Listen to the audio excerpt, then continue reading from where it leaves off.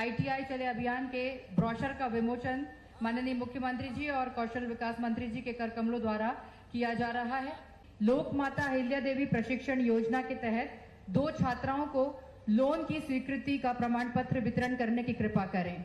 30,000 और 20,000 का लोन स्वीकृत किया गया है। दोनों इन बहनों को माननीय मुख्यमंत्री जी प्रमाण पत्र वितरित कर रहे हैं। जोरदार तालियां आपकी एक बार इन बहनों के लिए।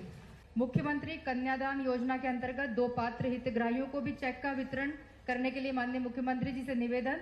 उर्मिला मार्को, दुर्गा मार्को, इन बहनों के लिए जोरदार तालियां। माननीय मुख्यमंत्री जी के हाथों से 49,000 का चेक वितरित किया गया है।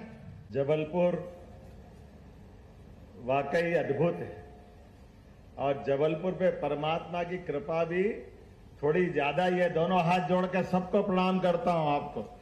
आज आदिवासी भाई बहनों के बीच जब यहां हमारे सांदीपनि विद्यालय का अगर लोकार्पण हो रहा है और साथ ही साथ ITI भवन का भी लोकार्पण हो रहा है तो ये हमारे लिए सौभाग्य की बात है। जोरदार अभिनंदन नए बच्चों के नई सौगात के लिए। जहां एक तरफ ITI के माध्यम से हमारे बच्चे स्कूल जीवन के साथ अपने ITI में प्रवेश के बाद अपने जीवन की धारा तय करेंगे, उनके जीवन में सुख समृद्धि आएगी, आनंद आएगा। और दूसरी तरफ सांदीपनि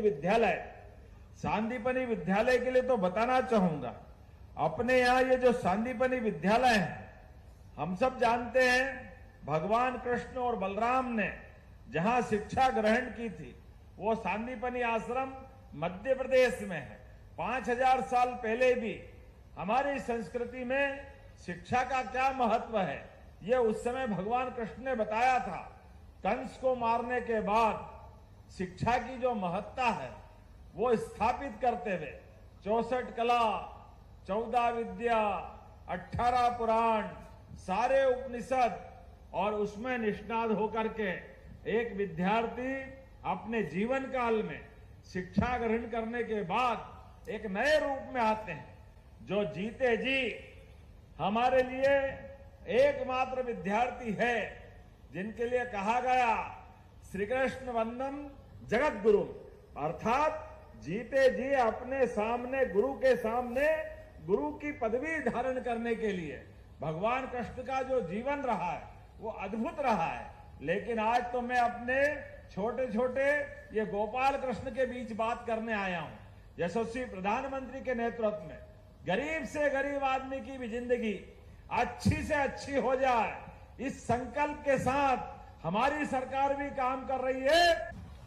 कई सारे गांवों के क्षेत्र में सिंचाई की सुविधा मिलेगी, बच्चे बच्ची पढ़ेंगे, लिखेंगे, आगे बढ़ेंगे।